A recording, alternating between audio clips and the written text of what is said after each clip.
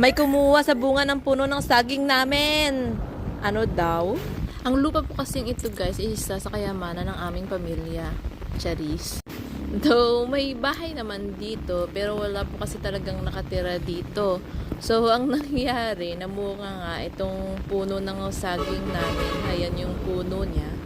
At nang bumalik kami dito, ay at may nag-harvest na, ay kay Inam. Ito yata yung sinasabi kong ikaw ang nagtanim, pero iba ang kumain.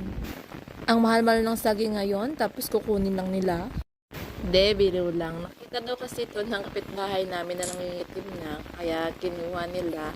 Tapos, syempre, nag-share din naman sila sa amin. O, di lahat masasama ang kapitbahay. Marami pa rin talagang may mabubuting puso sa mundo, di ba? My faith in humanity is back!